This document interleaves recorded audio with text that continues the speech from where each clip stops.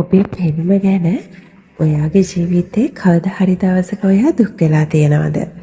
ඉතින් මගේ ජීවිතේත් මම මගේ පෙනුම ගැන දුක් වෙච්ච කෙනෙක්.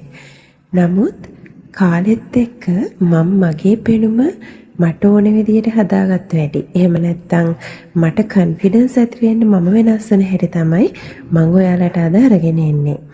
ඉතින් තමන්ව ලස්සන කරගන්න. එහෙම නැත්නම් තමන්ගේ පෙනුම වෙනස් කරගන්න ඔයාලට කරන්න තියෙන්නේ පුංචි දෙයක්. ඉස්සෙල්ලාම කරන්න තියෙන්නේ ඔයා ඔයාගෙන හදාගෙන තියෙන ආකල්පය වෙනස් කරගන්න එක. ඉතින් ඒක වෙනස් කරගන්න එකත් ලේසිම නැහැ. මමත් ගොඩාක් කාලයක් මගේ පෙනුම ගැන ගොඩාක් වද වෙච්ච කෙනෙක්. Especially after 13. Teenage කෙනෙක් වෙන්න ගත්තට පස්සේ තමයි මම මගේ පෙනුම ගැන මීට වඩා සැලකිලිමත් වෙන්න ඕනේ කියලා හිතුවේ. ඉතින් ඒකත් නිකම්ම හිතේ ඇතුණු දෙයක් නෙවෙයි. මම කියන්නම් මගේ ජීවිතේ මම වෙනස් කරගත්ත විදිය. පුංචි කාලේ ඉඳන් මං ගැන ලොකු ලස්සනක් මං මගෙන් දැක්කේ නැති කෙනෙක්. මට ඇත්තටම කියනවා නම් ලස්සනයි කියලා මට ෆීචර්ස් මගේ පේනුනේ නැහැ. ඉතින් මේ ඒත් එක්කම ලොකු වෙනකොට මට පොඩි ඉන්සෙකියුරිටිස් මට දැනුණා. ඉන්සෙකියුරිටිස් මාත් එක්ක තිබුණා. ඉතින් මෙහෙම කාලය ගත වෙනකොට මගේ පවුලේ මාත් එක්ක හිටපු මගේ අනිත් පවුලේ සමාජිකයෝ මට වඩා ගොඩාක් ලස්සනයි. ඉතින් මේ අර අග්ලි ඩක්ලින් වගේ තමයි මේ අපේ ගෙදර මම හිටියේ. එතකොට මෙහෙම ඉන්නකොට මට මගේ ජීවිතයේ එක දවසකදී මම ඇඳුමක් ඇඳපු වෙලාවක මම දැක්කා මට ඒ ඇඳුම මාරම ලස්සනයිනේ, මට හරිම හැඩයිනේ මේ ඇඳුම කියලා. අන්න එදා තමයි මං ගැන හොඳක් දැකපු එකම දවස. ඉතින් මම මගේ ඇඟේ හැඩේ දැක්ක වගේ ඔයාටත් කන්නඩිය ඉස්සරහට ගියාම ඔයාගේ ලස්සන කොණ්ඩයක් තියෙනවා නම් කොණ්ඩේ පේන්න පුළුවන්. එහෙම නැත්නම් වගේ හිනාව ලස්සන වෙන්න පුළුවන්. ලස්සන ඇස් දෙකක් තියෙන්න පුළුවන්.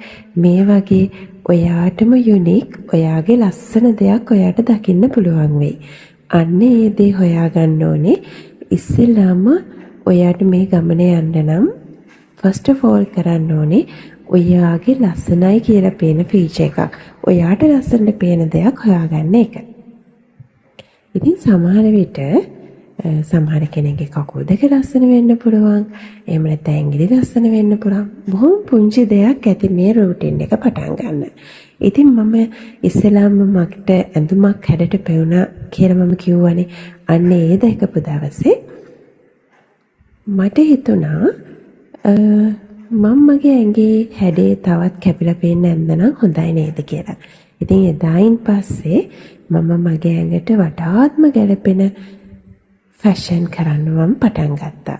ඉතින් ඇඳුම් ඔහේ ගිහින් ගත්ත ඇඳුම් වෙනුවට මම ටිකක් හිතලා ටිකක් choice එකක් තියෙන ඇඳුම් මම තෝරගත්තා. ඉතින් මේ සමහර වෙලාවට මම දැක්කා සමහර පැටර්න්ස් මට මාරම ලස්සනයි. අන්නේ එතනින් තමයි මම මගේ ජර්නි එක පටන් ගත්තේ. ඉතින් මේ විදිහට ලස්සනට ඇඳුම් ඇඳගෙන යනකොට තව දවසකදී මට හිතුණා වෙන කාටවත් නැති හොඳ ඝනකම් කොණ්ඩයක් නේද මට තියෙන්නේ කියලා. අන්න එදා ඉඳන් මම මගේ කොණ්ඩෙටත් ආදරය කරන්න ගත්තා. ඉතින් නොයෙකුත් ස්ටයිල්ස් කරන්න ලස්සන කොණ්ඩෙට ලස්සන කටු ගහන්න මේ වගේ දේවල් මම ස්ටාර්ට් කරා. ඉතින් මේ විදිහට තමයි මම මගේ ලස්සන වෙන ජර්නි එක පටන් ගත්තේ. මම පටන් ගත්තා වගේම ඔයාටත් පුළුවන් මේ දැම්මම නැගිටලා ගිහින් මිරර් එකෙන් ඔයාට ලස්සන ඔයාගේ ෆීචර් එකක් හොයාගන්න. මොනවාත්ම ඔයාට ලස්සනට පේන්නේ නැත්නම් අඩුම තරමේ සමහර විට ඔයා දාන සෙරෙප්පු ස්ටයිල් එක වෙන්න පුළුවන්. ඔයා අඳින ඇඳුමේ ස්ටයිල් එක ලස්සන වෙන්න පුළුවන්. එහෙමත් නැත්නම් ඔයාගේ බැල්මවත් ලස්සන වෙන්න පුළුවන්. මෙන්න මේ වගේ පුංචි දෙයක් හොයාගන්න. ඒකට ඔයා ආදරය කරන්න පටන් ගන්න. ඒ තමයි ඔයාගේ ලස්සන වෙන ජර්නි එකේ ෆස්ට් ස්ටෙප් එක.